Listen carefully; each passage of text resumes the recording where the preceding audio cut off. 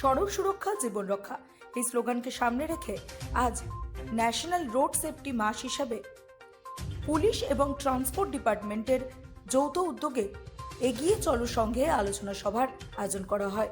উপস্থিত ছিলেন motor ভেহিকেলসের chief inspector দিবাকর দেবনাথ এবং মজদুর মনিটরিং সেলের সভাপতি বিপ্লব কর সহ অন্যান্যরা। Bureau report, রাতদিন news network.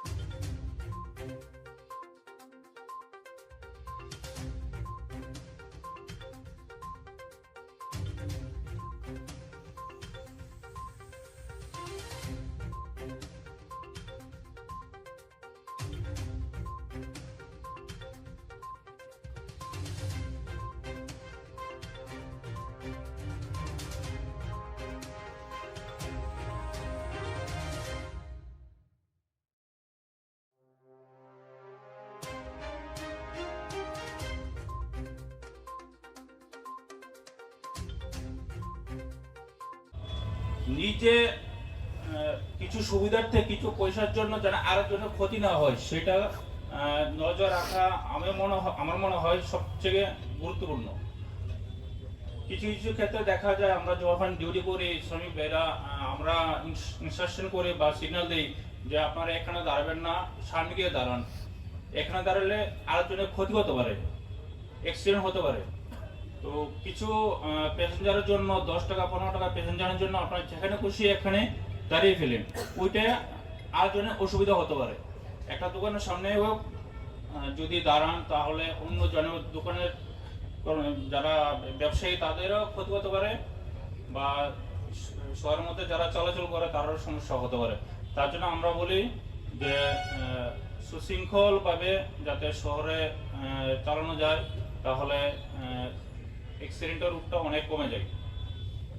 দেখুন, ট্রান্সপোর্ট ডিপার্টমেন্ট থেকে যে আমাদের আপনাদেরকে যে লাইসেন্স ইস্যু করা হয়, তখন কিন্তু সবকিছু মেনটেন করে লাইসেন্সটা ইস্যু করা হয়। আপনারা ড্রাইভিং লাইসেন্স যখন পান তখন একটা সিগনেচার দিয়ে আনেন যে আমরা আইন কানুন মানি, চলি এবং মানবো, এইসব কথা বলেই কিন্তু লাইসেন্সটা আনেন বা ইস্যু করা হয়। আর এখন বিভিন্ন ক্ষেত্রে টেন্স রুলস রোড সেফটি 10টা কারণে কিন্তু ড্রাইভিং লাইসেন্সের ক্যান্সেলেশন বা সাসপেনশন হয়। আমরা প্রতিনিয়ত করছি। ট্রান্সপোর্ট ডিপার্টমেন্ট তারা আছেন, ওনারা কিন্তু লাইসেন্স সাসপেনশন করছে, ক্যান্সেলেশন করছে। দ্বিতীয়বার কিন্তু আবার সেই ইয়ে করে মানে কি এক্সামিনেশন দিয়ে তারপর লাইসেন্স আনতে হবে। যেমন হেলমেট যদি না চালান, যদি হেলমেট ছাড়া চালান তাহলে কিন্তু ড্রাইভিং লাইসেন্স সাসপেনশন হয়। সেকেন্ড টাইম যদি আবার সেই রুলসটা ব্রেক করেন তখন তার লাইসেন্স ক্যান্সেলেশন হয়। তারা করেন। আমরা প্রতিনিয়ত কিন্তু অনেক লাইসেন্স সিজ করার জন্য আমরা প্রেয়ার করি ট্রান্সপোর্ট ডিপার্টমেন্টের কাছে। তো আমার একটা রিকোয়েস্ট থাকবে, সবাই যেন আমরা রুলস কানুন এসব মেনে চলি। তো রোড সেফটি উইকে এত সুন্দর একটা প্রোগ্রাম অ্যাকচুয়ালি আমার আগে থেকে প্রিপারেশন নেই। তো এই সাধারণ কয়েকটা কথা বলে আমি আমার বক্তব্য এখানে শেষ করছি। নমস্কার। রোড সেফটি মান,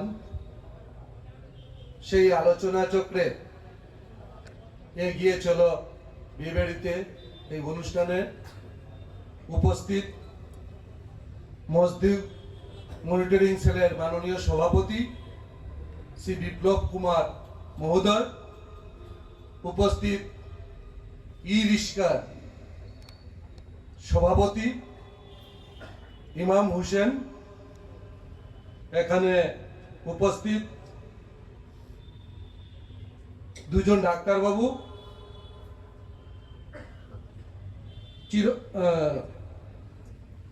শুভ্রজিৎ বিশ্বাস এবং গীতাংশু সাহা, আরক্ষা দপ্তরের ট্রাফিক শাখার ইন্সপেক্টর চিরঞ্জীব বাবু এবং এই বিয়ে বাড়িতে উপস্থিত আমার শ্রমিক ভাইয়েরা, ই রিক্সা, অটো এবং অন্যান্য মালিক, চালক সকলকেই এবং আমার পরিবহন দপ্তরের motor vehicle inspector Biswajit Debbarma এবং আমার কলিগরা এবং প্রিন্টিং মিডিয়া, ইলেকট্রনিক্স মিডিয়া সকলকেই আমার পরিবহন দপ্তরের পক্ষ থেকে এবং আমার হৃদয়ের অন্তঃস্থল থেকে আমি প্রীতি, শুভেচ্ছা, ভালোবাসা, অভিনন্দন জানাচ্ছি, নমস্কার জানাচ্ছি।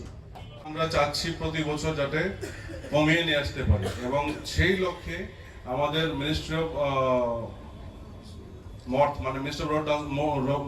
রোড অ্যান্ড সাবস্টেশন থেকে সেন্ট্রাল গভর্নমেন্ট থেকে বলে দিয়েছে যে এবার জিরো ফ্যাটালিটি মান্থ বলে ডিক্লেয়ার করে দিয়েছে, মানে এই মাসে যাতে কোনো ফ্যাটালিটি না হয়, মানে কোনো প্রাণ যাতে রাস্তাঘাটে না হারায়, তার লক্ষ্যে আমরা যাতে এগিয়ে যেতে পারি এবং সবাই যাতে নিয়মাবলী মেনে চলতে পারি, সবাই যাতে ট্রাফিক বিধি নিয়ম যা আছে পালন করে আমরা রাস্তাঘাটে চলতে পারি এবং যে রাস্তা ব্যবহার করে এবং যে যান চালন করে সবাই যাতে নিজের দায়িত্ব নিজে পালন করে, যাতে কোনো প্রাণ যাতে না হারায়, সেই লক্ষ্যে যাতে আমরা এগিয়ে যেতে পারি, তার জন্য এই অনুষ্ঠানটা আমরা করে থাকি।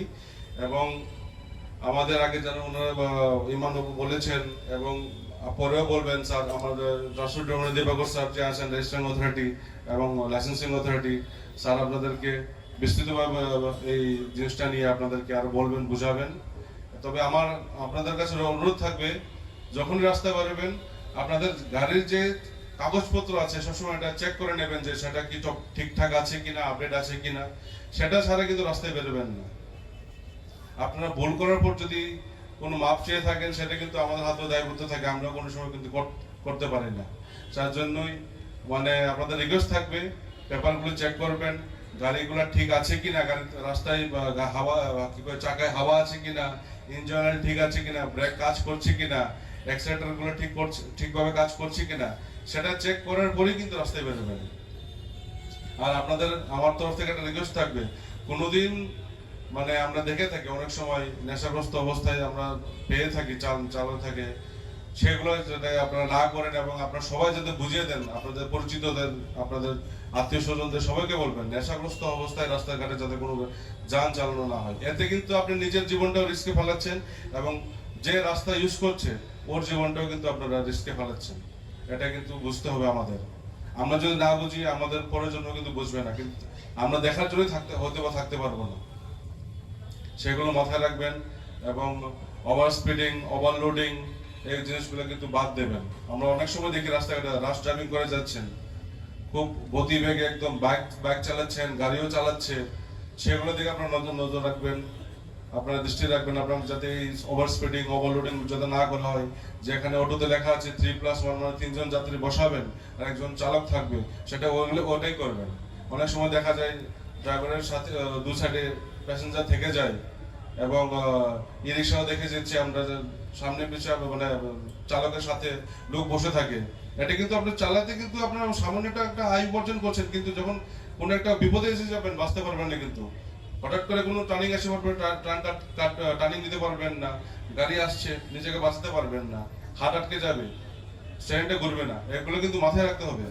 শুধু 10-15 টাকা একটা কিছু আমি মানে বলছি না যে কোনো মূল্যের জন্য, কিন্তু এটা মাথায় রাখবেন যে কোনো কিছুর জন্য নিজের যাতে প্রাণ না হারায়, কোনো দুর্ঘটনা যাতে না ঘটে, সেটা আপনাদের লক্ষ্য রাখার উচিত। এটাই মানে চলবে।